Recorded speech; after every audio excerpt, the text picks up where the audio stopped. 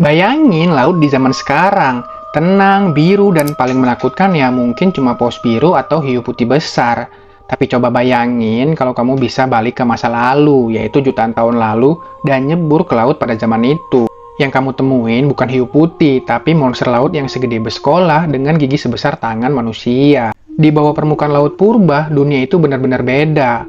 Ada Mosasaurus, reptil laut raksasa yang panjangnya bisa lebih dari 15 meter. Kalau kamu pernah nonton Jurassic World, nah ya itu dia. Dan dia bukan satu-satunya penguasa laut waktu itu. Ada juga Liopleurodon, si pemburu cepat dari zaman Jurassic. Kepalanya aja udah hampir 2 meter dan giginya kayak belati besar, yaitu tajam banget buat nyobek mangsa. Belum lagi ada Leucichthys, ikan terbesar yang pernah ada. Panjangnya bisa 16 meter. Bayangin ikan yang ukurannya lebih gede dari bus pariwisata. Pokoknya laut di zaman purba itu udah kayak dunia lain. Monster di mana-mana dan tiap sudut laut ada makhluk raksasa yang bikin manusia zaman sekarang nggak masuk akal. Dan yang menarik semua itu nyata. Bukan dongeng, bukan film. Mereka pernah benar-benar hidup di bumi kita ini. Tapi di balik semua kegagahan dan kengerian itu, muncul satu pertanyaan besar. Kemana semua raksasa laut itu pergi? Kenapa sekarang laut jadi sepi? Dan kenapa makhluk-makhluk laut zaman sekarang, meskipun masih besar, udah nggak sebesar monster-monster zaman dahulu? Nah, disinilah misterinya mulai muncul. Karena ternyata, hilangnya para raksasa laut purba ini bukan cuma karena satu alasan. Banyak hal yang terjadi, yaitu dari meteor yang jatuh ke bumi, sampai perubahan suhu laut yang pelan-pelan membunuh mereka tanpa disadari. Dan semuanya saling berhubungan, kayak efek domino besar di planet kita. Kalau kamu mikir kepunahan itu kayak di film-film yang semua makhluk langsung mati karena satu ledakan besar, sebenarnya nggak sesederhana itu. Kenyataannya banyak yang mati perlahan. Makanannya berkurang, laut jadi lebih dingin, oksigen makin sedikit, dan akhirnya satu persatu mereka lenyap dari lautan. Bukan karena mereka lemah, tapi karena bumi sendiri ya udah berubah. Dan menariknya, sebelum mereka punah, laut itu sempat jadi tempat paling brutal di planet ini. Bayangin kamu jadi ikan kecil yang cuma mau hidup tenang, tapi tiap menit ada kemungkinan diserang dari bawah, dari samping, atau dari belakang. Ya, benar-benar kayak survival of the biggest, yang paling gede dan paling kuat, dialah Raja Lautan. Tapi meskipun mereka udah nggak ada, fosil-fosil mereka masih jadi saksi bisu betapa dahsyatnya kehidupan laut dulu. Setiap kali ilmuwan nemuin tulang Mosasaurus atau gigi Megalodon, itu kayak potongan puzzle dari masa lalu yang bilang, laut dulu pernah dikuasai oleh makhluk yang nggak akan pernah kamu temuin lagi di dunia modern ini. Dan itu yang bikin topik ini begitu menarik, karena setiap kali kita ngomongin kepunahan, kita sebenarnya juga lagi ngomongin tentang perubahan besar di bumi, tentang gimana planet ini terus berevolusi, ngatur ulang ekosistem, dan bikin panggung baru buat kehidupan berikutnya. Jadi, di bagian awal ini, kita bakal mundur jauh ke masa lalu. Kita bakal ngebayangin seperti apa laut purba itu, siapa aja penguasanya, dan pelan-pelan kita bakal bongkar satu persatu misteri apa yang sebenarnya bikin mereka semua lenyap dari muka bumi ini. Apakah kalian siap? Karena yang bakal kita bahas berikutnya adalah dunia laut purba, yaitu tempat di mana raksasa-raksasa berenang dan bumi belum seperti yang kita kenal sekarang. Selamat datang di Lost Chapter dan selamat menikmati video ini.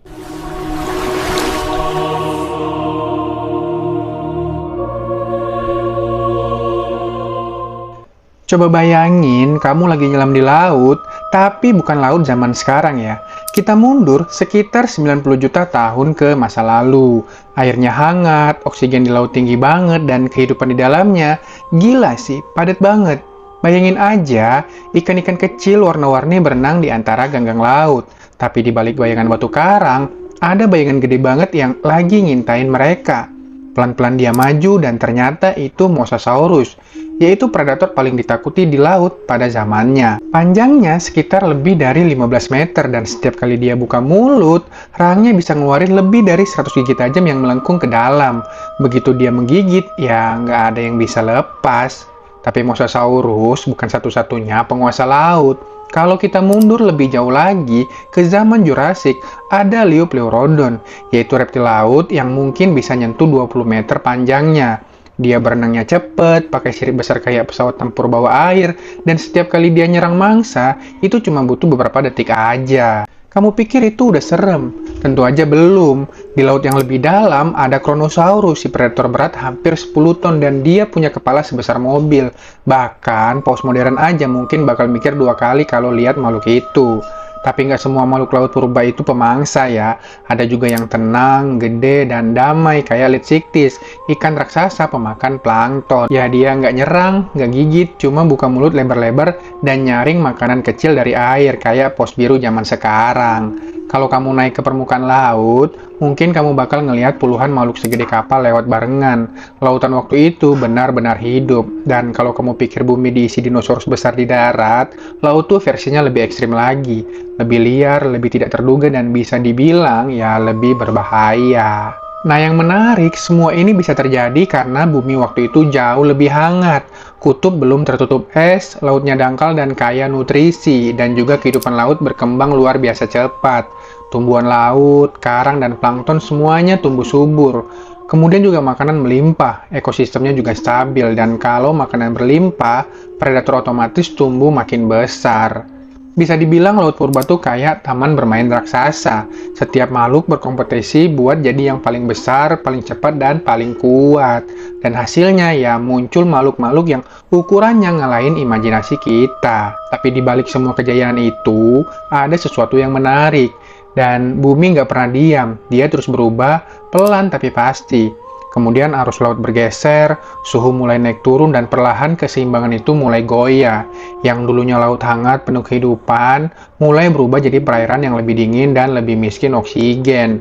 Dan perubahan kecil itu nantinya bakal jadi salah satu alasan kenapa semua raksasa laut ini akhirnya hilang satu persatu. Nah, jadi kita udah tahu ya, laut purba dulu itu kayak arena besar yang isinya monster laut segede kapal.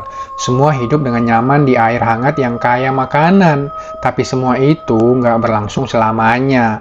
Pelan-pelan bumi terus berubah, dan anehnya yang memicu perubahan itu bukan cuma satu hal, tapi kombinasi dari banyak banget faktor kecil yang semuanya saling berhubungan. Bayangin aja kayak efek domino, satu jatuh yang lain ikut jatuh. Begitu juga dengan lautan purba. Awalnya sekitar 90 juta tahun yang lalu, suhu bumi mulai naik turun secara ekstrim.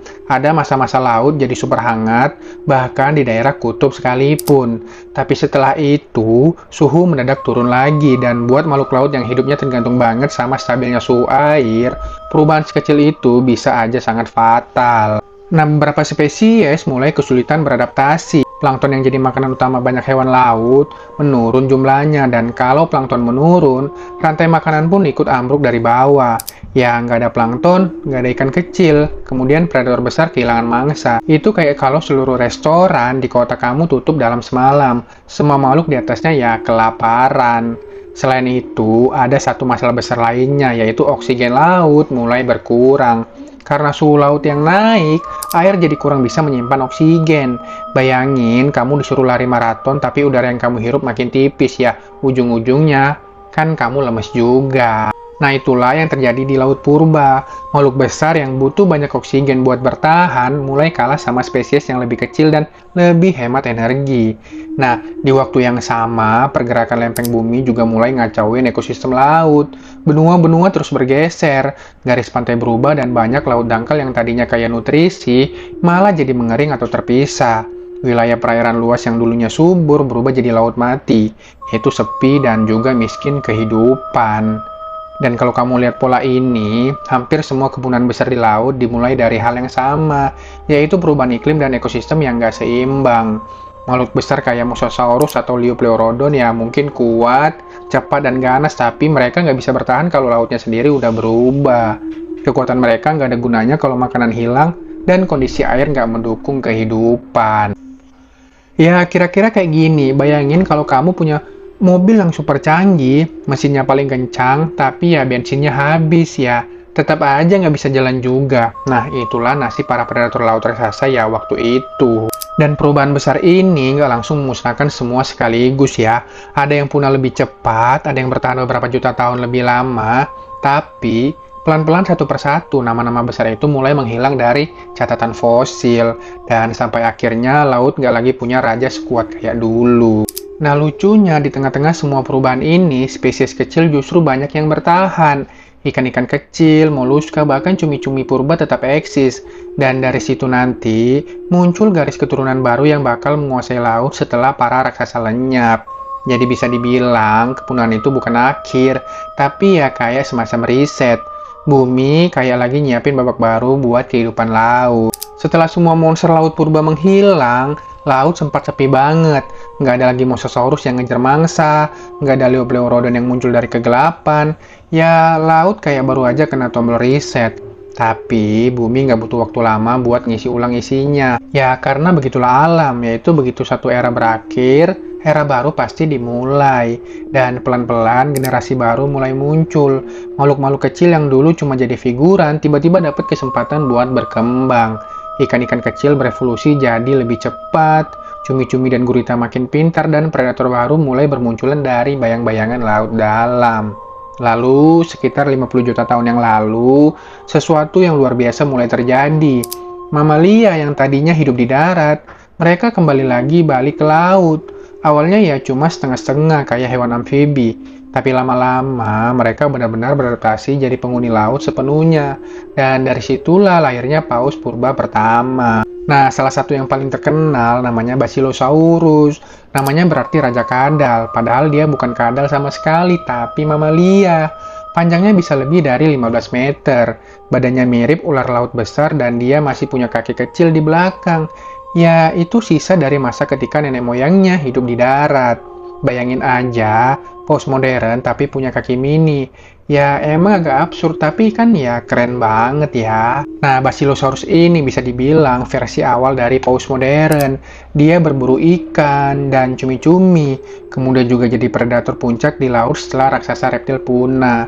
Dan dia bukan satu-satunya. Mamalia laut lain kayak Dorudon juga hidup di masa itu dengan bentuk yang mulai mirip paus zaman sekarang. Nah, di sisi lain ada juga keluarga lama yang nggak pernah benar-benar hilang, yaitu ya hiu. Kalau kamu pikir hiu modern itu menakutkan, ya sebentar dulu nih. Aku akan kasih tahu, di masa ini mulai muncul leluhur hiu putih besar dan akhirnya muncul satu nama yang jadi legenda yaitu Megalodon. Megalodon muncul jutaan tahun lalu setelah Basilosaurus, tapi dia jadi simbol kebangkitan predator laut modern. Panjangnya bisa mencapai lebih dari 15 meter dan giginya sebesar tangan manusia. Sekali gigit ya bisa langsung hancur tulang paus. Dia adalah penerus dari tahta para raksasa laut yang dulu hilang dan laut pun kembali punya penguasa. Yang menarik, ekosistem laut waktu itu benar-benar baru. Laut udah berubah bentuk, arus laut global mulai terbentuk dan kutub mulai punya lapisan es. Suhu air jadi lebih dingin, tapi stabil. Kondisi yang justru cocok banget buat mamalia laut seperti paus berkembang biak. Nah, laut modern mulai terbentuk di masa inilah. Jadi, meskipun raksasa purba udah punah, laut gak pernah berhenti menciptakan keajaiban baru. Bumi cuma mengganti pemainnya, tapi panggungnya ya tetap sama. Dan kalau kamu lihat laut sekarang, yaitu paus biru, hiu putih besar, orca, semua itu adalah keturunan spiritual dari monster-monster purba jutaan tahun lalu. Mereka mewarisi tahta, tapi dengan versi yang lebih cocok buat dunia yang udah berubah. Lucunya, sejarah ini ngingetin kita satu hal. Kalau di bumi yang bisa bertahan bukan yang paling besar, tapi yang paling bisa beradaptasi. Ya, raksasa boleh lenyap, tapi kehidupan nggak pernah benar-benar berhenti. Nah, di bagian berikutnya kita bakal bahas lebih dalam kenapa hewan-hewan laut besar di masa modern, kayak Megalodon atau paus raksasa tertentu, akhirnya juga punah. Karena ternyata siklus bangkit dan punah ini terus berulang bahkan sampai zaman es terakhir. Setelah era raksasa laut purba kayak Mosasaurus dan Liopleurodon berakhir, dan paus serta hiu modern mulai naik tahta, kelihatannya laut udah mulai stabil lagi ya. Tapi ternyata ya nggak sepenuhnya. Nah, bumi itu punya kebiasaan yang susah ditebak. Dia bisa berubah pelan-pelan, tapi efeknya bisa luar biasa besar. Dan setiap kali itu terjadi, para penguasa laut harus siap, ya atau punah. Sekitar 3 juta tahun yang lalu, suhu bumi mulai turun drastis. Kutub yang tadinya bebas es mulai membeku dan masa itu kita kenal sebagai zaman es. Air laut sebagian besar tertarik ke daratan jadi es dan permukaan laut pun turun ratusan meter. Banyak daerah dangkal yang tadinya jadi rumah ikan dan mamalia laut mendadak kering. Ekosistem laut berubah besar-besaran. Nah, buat makhluk raksasa, perubahan ini bencana banget karena mereka butuh banyak makanan setiap hari. Sekali kelaparan aja ya udah selesai. Dan korban paling terkenal dari masa ini adalah si legenda yaitu Megalodon. Megalodon dulunya predator paling ditakuti di seluruh lautan. Bayangin aja panjangnya bisa sampai 15-18 meter. Dan kekuatan giginya bisa nembus tulang paus. Tapi masalahnya, dia terlalu besar buat dunia yang udah berubah. Suhu laut makin dingin, mangsanya kayak paus kecil pindah ke daerah kutub. Dan Megalodon gak bisa bertahan di perairan sedingin itu. Perlahan mereka kelaparan dan akhirnya harus punah. Bisa dibilang Megalodon kalah oleh cuaca. Ya emang ironis banget ya, predator paling kuat di lautan dikalahkan bukan oleh hewan lain, tapi oleh suhu air. Selain itu, muncul juga pesaing baru yang lebih kecil tapi lebih pintar, seperti hiu putih besar dan paus pemburu seperti orca. Mereka lebih hemat energi, bisa hidup di berbagai suhu dan berburu dalam kelompok. Nah, laut modern pelan-pelan mulai dipenuhi makhluk laut yang lebih efisien. Nah, kalau dipikir-pikir, sejarah laut ini kayak siklus ya. Setiap kali bumi berubah, yang terlalu besar dan nggak bisa beradaptasi ya akan hilang. Yang fleksibel, yang bisa menyesuaikan diri, mereka yang terus bertahan dan juga berevolusi. Dan kalau kamu lihat kondisi laut sekarang, sebenarnya perubahan itu masih terus terjadi. Suhu laut global naik lagi, lapisan es mencair, arus laut mulai bergeser. Bahkan sekarang pun, paus dan hiu masih harus beradaptasi terus buat bertahan di dunia yang makin gak stabil ini. Jadi, bisa aja jutaan tahun dari sekarang, lautan yang kita kenal ini udah beda total. Mungkin paus biru, hewan terbesar yang masih hidup sekarang, suatu hari juga akan lenyap dan digantikan spesies lain yang belum lahir. Sama kayak dulu, waktu Mosasaurus lenyap dan paus purba muncul. Tapi satu hal yang pasti, bumi selalu punya cara buat mengatur ulang kehidupan lautnya. Kadang dengan lembut, kadang dengan keras, dan setiap kali itu terjadi, lautan selalu melahirkan makhluk-makhluk baru yang sangat luar biasa. Makanya, kalau kita lihat laut hari ini dan merasa kagum sama paus atau hiu, kita sebenarnya lagi ngelihat hasil dari miliaran tahun evolusi, adaptasi, dan seleksi alam. Setiap sirip, setiap gigi, setiap cara mereka berenang, itu hasil dari perjuangan panjang dari era monster laut purba sampai zaman modern. Oke, jadi gini, kalau kita lihat sejarah bumi dari awal sampai sekarang, kayaknya ada satu pola yang nggak pernah berubah. Setiap kali makhluk raksasa punah, selalu aja muncul penggantinya. Dinosaurus laut punah, muncul paus raksasa. Reptil laut lenyap, muncul hiu raksasa kayak Megalodon. Megalodon punah, muncul paus pemburu dan hiu putih besar. Kayak laut tuh nggak pernah kehabisan ide buat bikin monster baru. Jadi pertanyaannya, apakah mungkin suatu hari nanti laut bakal melahirkan makhluk sebesar itu lagi? Secara teori, itu bisa banget. Selama bumi masih punya lautan luas dan sumber makanan melimpah, evolusi selalu punya peluang buat mencoba hal baru. Coba kalian pikir aja, paus biru aja hewan terbesar yang pernah hidup di bumi, lebih besar dari semua dinosaurus, itu baru muncul sekitar 1,5 juta tahun yang lalu. Artinya, ukuran raksasa bisa balik lagi kapan aja kalau kondisi mendukung. Nah, kuncinya ada di rantai makanan dan iklim. Kalau suatu hari suhu laut stabil, plankton tumbuh subur, dan populasi ikan kecil dan cumi-cumi meledak besar-besaran, itu bisa memicu evolusi hewan-hewan besar baru yang makanannya banyak banget. Karena semakin banyak makanan, semakin besar peluang untuk tumbuh besar. Tapi ada juga sisi lain. Sekarang laut kita justru lagi nggak stabil. Suhu laut naik, es kutub mencair, polusi plastik di mana-mana, dan banyak spesies yang malah punah lebih cepat dari sebelumnya. Artinya, kalau bumi terus kayak gini, mungkin bukan raksasa baru yang lahir, tapi malah laut yang makin sepi dari makhluk besar. Paus, hiu, bahkan ikan besar bisa aja jadi legenda masa depan. Ya, kayak Mosasaurus buat kita sekarang. Tapi di sisi lain, ada juga kemungkinan aneh, tapi menarik, bahwa di kedalaman laut yang belum pernah kita jelajahi, mungkin masih ada makhluk besar yang belum kita temukan. Laut dalam itu luas banget, lebih dari 80% masih misterius. Bisa aja ada raksasa tersembunyi di sana yang udah beradaptasi hidup tanpa cahaya matahari. Bahkan beberapa ilmuwan bilang, kalau bumi terus berubah dan tekanan evolusi makin kuat, mungkin aja spesies laut bakal berevolusi jadi bentuk-bentuk baru, lebih besar, lebih efisien atau lebih aneh dari yang pernah kita lihat sebelumnya. Ya, kayak siapa tahu ada paus masa depan yang bisa menyelam sampai dasar samudera berhari-hari, atau ikan yang ukurannya sebesar pesawat kecil tapi hidup di dalam laut. Kalau sejarah bisa ngulang, ya kenapa enggak? Tapi ujung-ujungnya semua hal itu balik lagi ke satu hal, yaitu lingkungan. Kalau kita menjaga laut, kasih mereka kesempatan buat pulih dan berevolusi, bumi bakal terus melahirkan kehidupan baru yang sangat luar biasa. Karena dari dulu sampai sekarang, setiap kali bumi kehilangan sesuatu yang besar, dia selalu nemuin cara untuk menciptakan sesuatu yang baru. Dan siapa tahu, ratusan ribu tahun dari sekarang, para ilmuwan masa depan bakal nemuin fosil raksasa laut baru dan ngomong hal yang sama kayak kita sekarang. Ya, ternyata dulu laut pernah punya makhluk sebesar ini. Nah, kamu tahu nggak? Hal yang paling menarik dari laut itu bukan cuma kedalamannya, tapi juga caranya menyimpan waktu. Setiap lapisan pasir, setiap fosil di dasar laut, semuanya kayak catatan sejarah yang diam, nunggu seseorang datang buat mendengarkan ceritanya.